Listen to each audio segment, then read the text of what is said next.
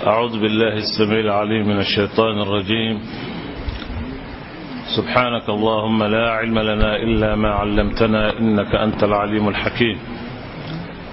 اللهم علمنا ما ينفعنا وانفعنا بما علمتنا وزدنا علما. وصلى الله وسلم وبارك على سيدنا ونبينا محمد وعلى آله وأصحابه ومن تبعهم بإحسان إلى يوم الدين. وبعد، السلام عليكم ورحمة الله وبركاته. السلام أمر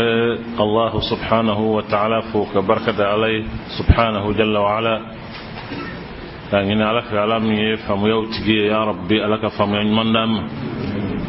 عليك أنجيدي فمي نلون نانيمين دون أبارك كنيما يا ربي عليك نغياني.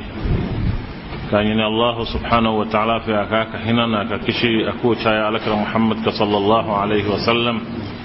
أن كربني أسود يسلموا أناج نغنيموا ألما يا فرام بلا جلما ألما بين الصوابم السلامو point munun dira no ye mo ka kuma ire kunga fen nogonte ngani ala sona min ye ta'rifu ye nyere mo mi aka don klandil la ka fo wati dowla arajo dowya alla temenga ay wati bossa nere toye ko mahmoud mbangeba o toye muhammad mone mahmoud muhammad umar ni adda fa sabala o njamu ye dikoy ne ba o ye fatmata bari ngama wele ko gogo o ya sokono toy o ne bangina sami o ye 1954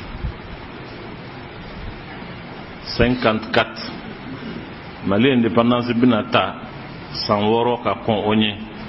kera ne bangini mbangina dugu minna obewele ko tonka abe gundam marala anga juju sigle me ketake anga juju de nta do fami wu aboye kana sa no da on ma biteu o gundami obe tumutum marala oyene bangi yoroy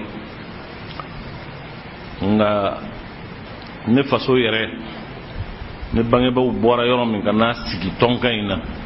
bayetu mutude yoro min be tomboktu na be bele ko kabara ne wulo fa bora yenne ko kele min yense ya wode yusi aba tonka abe dina koy abe kalangoye abe ma kalangoye minye kalan sirai kalan ngoni damne na on yere ka demba ya kono ne mo ke de lamo wene fa o benge ne ko mode bolo lamona o de kunye almamiye o de kunye qadi alema ke moye min kera aywa zuriyatigi o kuma ne de kumbale bulu ale de lamo katla kan kala dem senia kon bala jile o kara ale de fe mi ka qur'ana kalan dam ne ani ambe min wele ko aywa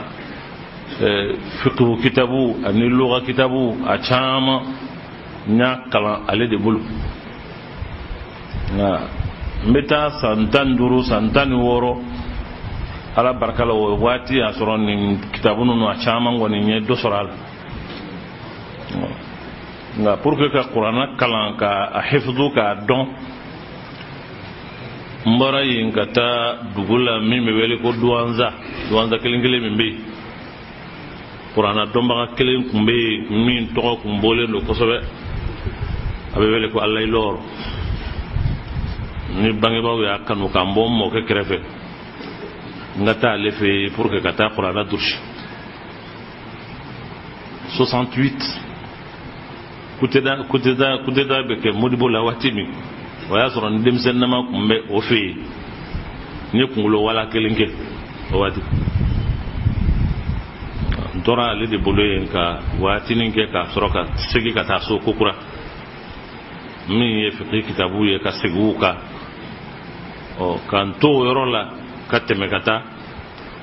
an kɛrɛfɛ jamana ninnu na parce que anw kɔni fɛ o don ni maa min ma taa kalan kɛ saheli ka i ka durusi lamɔ saheli a bɛ komi i ka durusi mɔnen tɛ wa i ka kalan cogo fana mɔgɔw tɛ kaba la n denmisɛnnama taara saheli ye Moritani jamana de a don kama taali kun tɛ ko nɔgɔ ye ne nana Mopti k'an dogo ka na Segu ma deli ka Segu ye nana se Segu dugutila fɛ n t'a dɔn mɔgɔw ka kan ka taa yɔrɔ min tɛ bamanankan fana mɛn n tugura mɔgɔ dɔ kɔ ayiwa o kɔni kɛra an ma jatigi an taara si du dɔ la fajiri sera an tulo bɛ mɔgɔw mankan na awa tahlilu kan n'o ye la ilaha illallah kan a bɛ fan bɛɛ fɛ ja o kun ye Sheikh Mahi ka du de Mahi min sigilen filɛ nin ye a tɔmalakaw ne ɲɛ yɛlɛla ka an ye fajiriw seli n ye ɲininkali kɛ ko nin ye Sheikh Mahi ka du ye an ye tile 2 kɛ yen a tigilamɔgɔ ye n dɛmɛ taara se ɲɔnɔ ka bɔ ɲɔnɔ ka don camion dɔ la ka taa tɛmɛ jabali ka bɔ yen ka taa gire an sera yen an ma mobili sɔrɔ tuguni an taamana an sen na ka bɔ gire ka taa bush gire ka bɔ yen ka taa nara ka bɔ nara ka taa Abdelbagar ka bɔ yen ka taa Amourouche ka bɔ yen ka taa Neama an ye nin kɔni bɛɛ lajɛlen dɛmɛ an sen na an bɛ tugu ɲamɛtigiw kɔ an bɛ tugu falitigiw kɔ an bɛ tugu maa wɛrɛw kɔ n'an ye waati min kɛ yɔrɔ min an bɛ tɛmɛ ka taa o kuma n taara Neama ka taa kuranɛ kalan durusi min ni kun y'a kɛ ka segin a kan ye segicogo la min n'o de kun anw ka faamu cogo la o don o de kun y'a ɲuman ye i bɛ surakaw ka darabu ta i b'u ka kalancogo ta i bɛ o kun ka d'an ye kosɛbɛ pour que ka kɛ kuranɛ dɔnbaga ye fo ka taa sɔrɔ i mangutelen bɛ ten bi kalancogo caman kun bɛ yan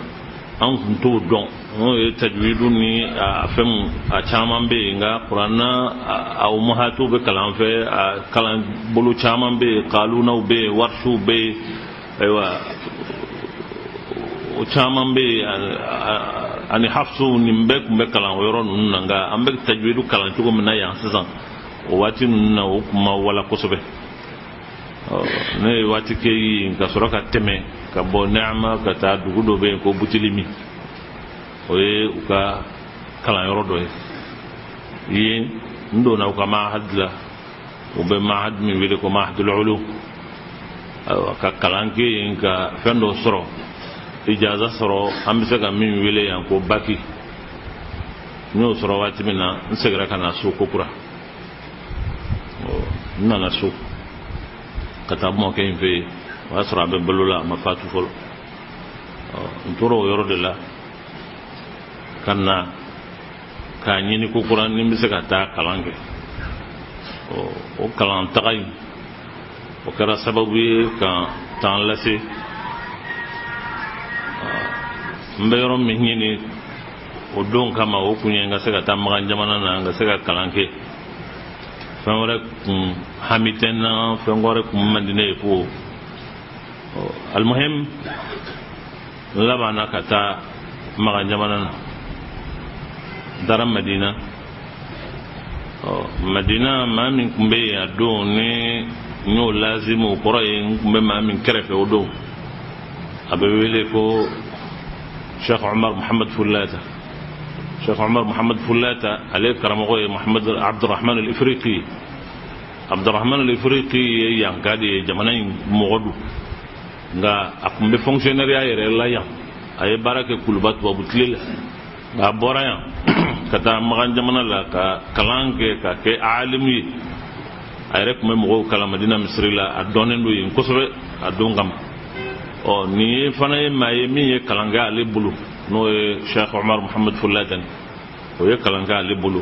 ne bɛ se yen don min ale de kun ye Jami'a al-Islamiyya Amina Amme ale de kun ye secrétaire général a ye n don a bolo kalan na yen n ye san 1 k'a bolo ka san 2 kɛ sanflana ma songa to itu ma songa to in kum min kama we kunta foka o fo jamana nyerela ke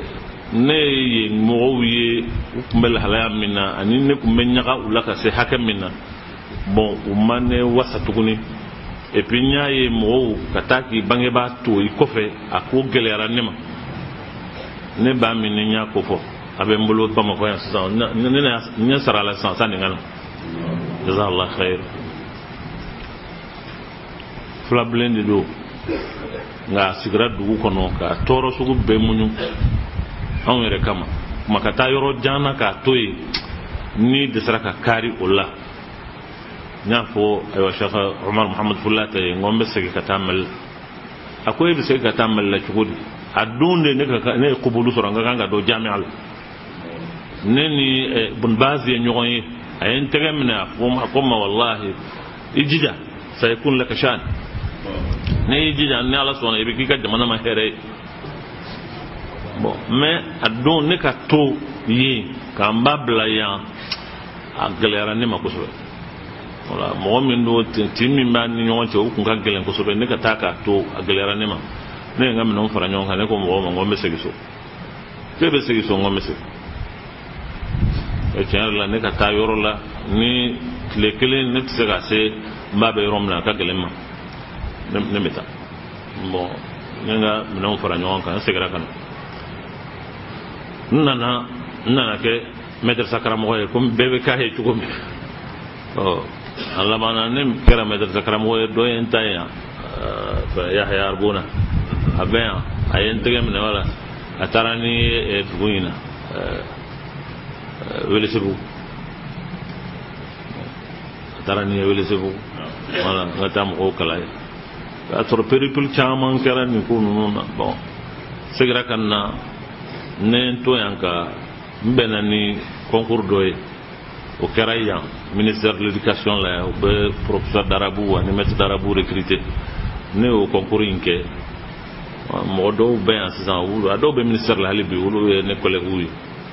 ou ne mité katani tomokto tambla kram royal ne kera maître d'arabu et tomokto metomokto école régionale la nye o fana la nye sankelen fula sabake meka mo kala bon ma min kunyenga inspecteur hi abe hakla abe dugu ngono sisan wala kunye jamana ka aywa moye min beta ankolo shikala yoro inay neno fora nyon ko parce que programme min dilembu boloko e gouvernement ka programme bon nebe programme min ke demsonu ko abe dinadi bu kala kira ka sira la alayhi salatu wassalam an ko bon nenu masaka nyon famo yoro nunka ne kumango bon ne fe min kala o dina de ni na manya ko nyamo makala na yembe dina de fom kemro essentiel e mi au ka programme ni domi ni examen be ke nga dem sonu ka seka passer bon na ta fe ne ga mo kala dina la kuma ne re décision ta yere mo donc vraiment ne be wala ensem bon professeur ya nyere la mo gouvernement ka barade la nye professeur ya mbe sara gouvernement mais donc gelen dono nyangam non fara nyonga ka dabla be ma hali démission randi ma fuye ko mbora ni abandon de ken ka bo hala dron kana bon woyan na stage là télévision scolaire ministère de l'éducation angumba stage là égyptien do nano be kan en perfectionner mbeta seli fenga ministère là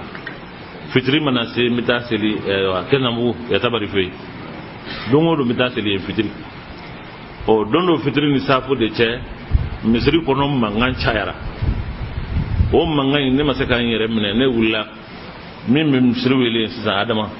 kulbali tara jwa kare fe nyanyi ne ngana soro ne bisaka kuma ako ngom me ne te bamana ngam ako kalebe mutarjumu yaka be aba fonye to ga abe dalam le donc ne njoye ka aywa kalima do fo ka mo waju parce que ne mo wi misri kono tugo mena almami kanya ka talan kanya ka ko kanyi me misri yere kanyi safaw dafalendu kala abbe kanyi nga mangam min kum misir la ni barukan min kum misir la tiɲɛ la o kun cogoya kun ka gɛlɛn donc ne yɛrɛ ka wuli k'an jɔ ka waajuli kɛ Bamakɔ a daminɛ n'o de ne y'o de ye n ko n bɛ nasiha kɛ ko nasiha in an tilalen seli la ni salamu bilala ala ka yafa an ka cɛkɔrɔba ma n'o ye Yatabari ye ale wulila sa k'a fɔ ko bon ko mɔgɔ min kun bɛ kuma na k'o bɛ min mɔgɔw ye ne yira la parce que a don tiɲɛ yɛrɛ la chemise ni pantalon de kun bɛ ne chemise ni pantalon de kun bɛ ne la et puis ne kun ka misɛn kosɛbɛ a m'a dɔn k'a fɔ ko min sigilen don k'o don ko mɔgɔw k'a ma ko bon nin de don a wulila sa ka kuma ninnu k'olu sɔnji k'a jira k'a fɔ ko bon ne ye kuma min fɔ ale ye kankari da u ye a mɛnna bref ne ka waajuli yɛrɛ daminɛ Bamakɔ a kɛra nin sira ne de tɔɔrɔ o la sa don o don ni nana o bɛ da laminɛni ni fɛnw kɛ a laban ne yɛrɛ ye fili a kɔnɔ n balimakɛ dɔ bɛ yan an faw tun ye teriw ye balimamaw don olu de ye mɔgɔ fɔlɔw ye minnu kɛra sunnamɔgɔw ye an yɛrɛ ka jamana fan o ye Ibrahim Touré minɛ Mele Merveille ale fa ani ne fa olu kun mɔgɔ fɔlɔ minnu ye kɛra sunnamɔgɔw ye an yɛrɛ ka jamana la o y'olu ye bon Ibrahim de ye ne ye sa ka ne bolo minɛ fo misiri kɔnɔ a ko ko ne ka service bila ne ka fɛn ninnu bila n ka na ale fɛ an ka jɛ ka ayiwa kow kɛ ɲɔgɔn fɛ n k'u kalan u ka yɔrɔ in na n ko ne tun bɛ mɔgɔw kalan fɛn na Dabana ne ye Mele Merveille la n ye waati kɛ mɔgɔ kalan in na ni ala ye kow latigɛ cogo min a kɛra o cogo la ten ne ninnu tɔɔra n bɛ waajuli in kɛ ani an karamɔgɔ fɛn Musa Bune ani Banjugu Dukure ani Suleiman Nimaga ani Abdallah Kamara bon an labana ka kɛ groupe ye an bɛ waajuliw kɛ ɲɔgɔn fɛ o labana ka kɛ an bɛ taama ka taa yɔrɔw la a dugu caman kɔni an y'o kɛ a ka gɛlɛn yɔrɔ min bɛ yɔrɔ ninnu jamana in na ni an ma se yɔrɔ min na an ma si yɔrɔ min an ma tile yɔrɔ min waajuli sen fɛ an man ca ala y'an dɛmɛ an y'o ko ninnu kɛ cɛkɔrɔba min tun bɛ yan Allah yarham Abdallah Kamara waatiw kɛra a ye mobili d'an ma ka gasoil caman di micro kun dulolen b'o la an kun bɛ taama ka taa yɔrɔw ɲɛfɛ an bɛ waajuliw kɛ ɲɔgɔn fɛ o kɛra sababu ye ka o sen fɛ de Mamadu Abiya jazakallah khair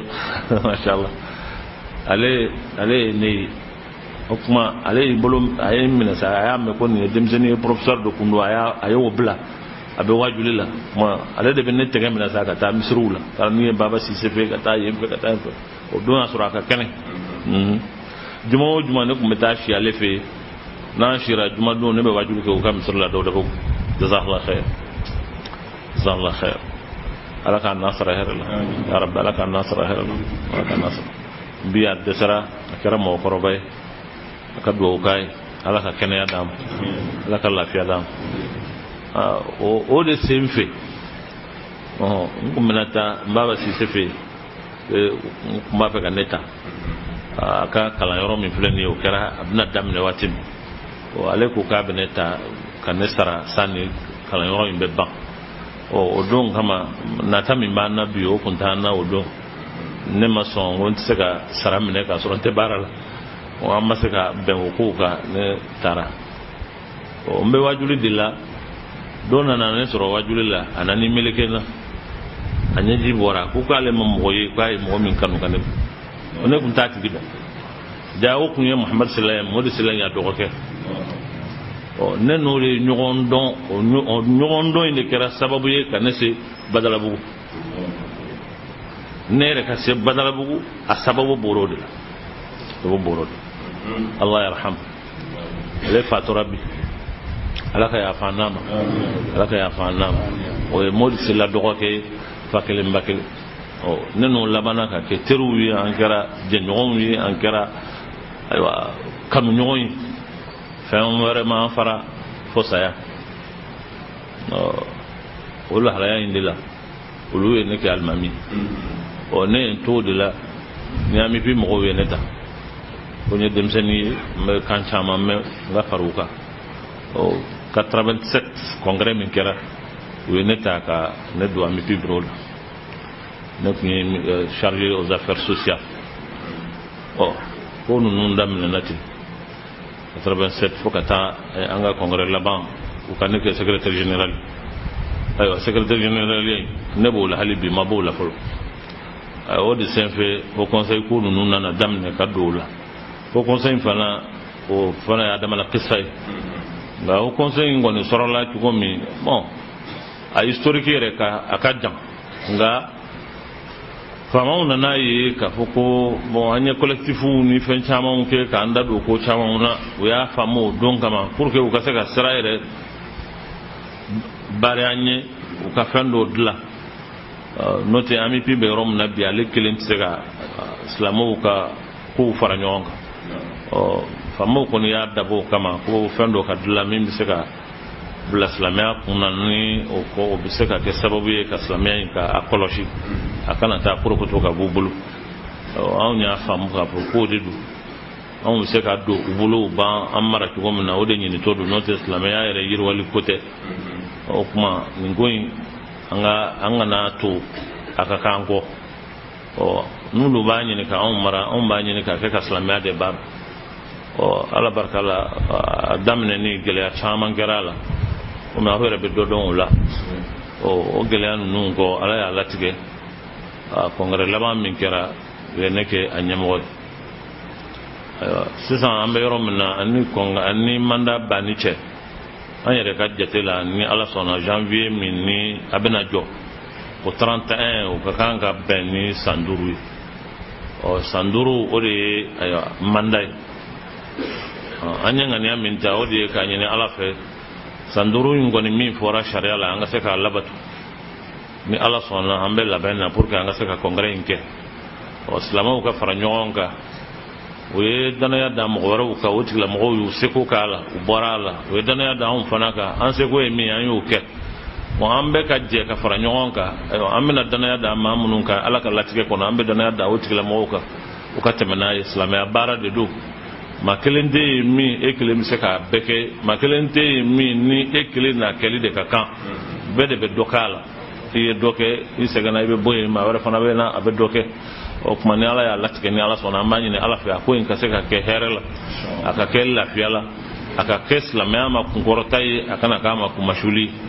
o de y'an ka laɲini kɔni ye ni alahu subhanahu wa taala sɔnna o tuma o conseil ko pour que ka k'a la wali i kana k'a la o tɛ silamɛ bɛɛ lajɛlen ye o conseil membre ye n'i ye silamɛya ka ban e ye tɔnden dɔ ye an b'a jateminɛ ten nka baara in bɛ daminɛ waati min na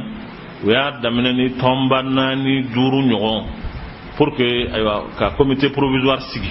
o kɔfɛ congrès nana kɛ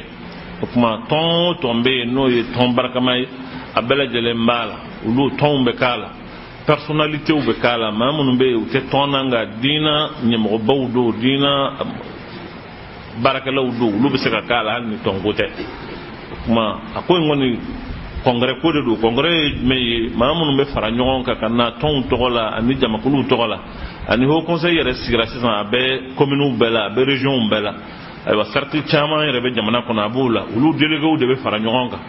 n'o délégués farala ɲɔgɔn kan o kuma commission d'investiture bɛ k'a la jamakulu dɔw bɛ suganti ni congrès baaraw banna papier kow ni a jatew bɛɛ banna o jamakulu de bɛ taa sigi sa ka maaw lajɛ maa minnu bɛ yen n'olu ni ayiwa a fɛn ɲɛmɔgɔya ka kan olu ka jɛ n'u ye maa minnu suganti olu mana bɛn o la o kuma u bɛna plénière la o kɔrɔ ye maa o maa welela kɛnɛ in kan u bɛɛ bɛna sigi kɛnɛ kelen kan u bɛna jira mɔgɔw la k'a fɔ bɔn nin ye kaari ye nin ye kaari ye an ye nin bila nin yɔrɔ in na nin an ye nin bila nin yɔrɔ in ni jamaba in bɛɛ lajɛlen ko an sɔnna o kuma o kɛra jama ka hakilina ye kuma congrès bɛ kɛ o kɛcogo la maa bɛ kɛ membre ye o kɛcogo in na mais hadamaden baaraw de don tuma dɔ la ayiwa n'a kɛra mɔgɔ dɔw na sɔrɔ wala mɔgɔ fila na sɔrɔ walima jamakulu dɔw na sɔrɔ min baara in kɛra kɛcogo min na o ma k'a hakilina ye o tɛ ban hadamadenya kow la mais o tɛ lebu wɛrɛ ye o ye hadamadenya tabiya de a taalan y'o ye an b'a ɲini ala fɛ min bɛna kɛ ala kana sɔsɔli caman k'a la ala kana bɛnbaliya k'a la ya rabbal alamin masha Allah. Yan'an ka taa sabanan ma ɲininkali fitinin 2 bɛ yen komi i ka kalan ninnu sɔrɔla cogo min na i y'a bɛɛ fɔ mais ye to kan don cogo min ani yam bi cogo min da ma se ko yɔrɔ ma yala to kan ni ya kalan de kɛ wa mais aventure de ya to ye to kan ni c'est tout qui parle un bon français là. Vraiment, fɛn bɛ yen olu tɛ se ka fɔ kɛnɛ kan.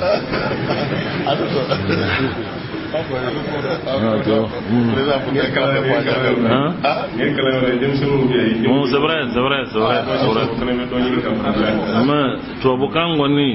min bɛ wele ko sakodo yadɔ sakado ye maa minnu bɛ yen sɔrɔsiya la garadi dɔw bɛ yen olu kɔni y'u jija dɔrɔn k'a sɔrɔ u yɛrɛ ye ten u ma tɛmɛ école supérieure fɛ tiɲɛ yɛrɛ la ne y'o dɔ ye tubabukan in ne y'a dɔn cogo min na ni n y'a fɔ yɛrɛ a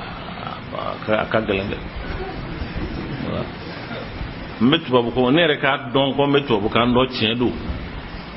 a sɔrɔla n ye mɔkɛ min fɔ ale delila ka lettre sɔrɔ o ye lettre in dayɛlɛ o y'a sɔrɔ tubabukan de b'a la ne ko n k'u k'a diyan ko n b'a kalan ale ko ne b'o kalan cogo di mɔgɔ si man ne tɛgɛ minɛ k'an don école la hali don kelen a ma kɛ abada a ma kɛ abada mais a ka gɛlɛn a fɔli ka gɛlɛn mɔgɔw k'a faamu non bon a don ne ko a ma n k'a k'a di yan n ko n b'a kalan o ma se ka d'a la o ne ye lettre in ta n y'a kalan a kɔnɔ ko fɛn min b'a la n y'a f'a ɲɛna bon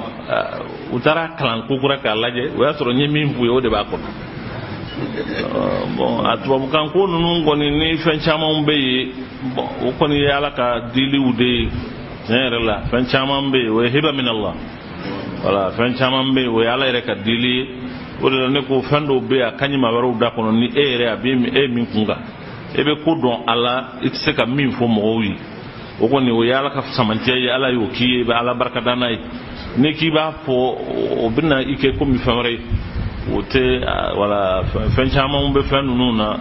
ala y'a di o di cogow la a bɛ komi n ye bamanankan mɛn cogo min ne nana n tɛ bamanankan mɛn mais n ye waati min kɛ dɔrɔn bon n y'a mɛn o ye ala ka dili de ye o ye ala ka dili de ye wala o ye ala ka dili de ye masha Allah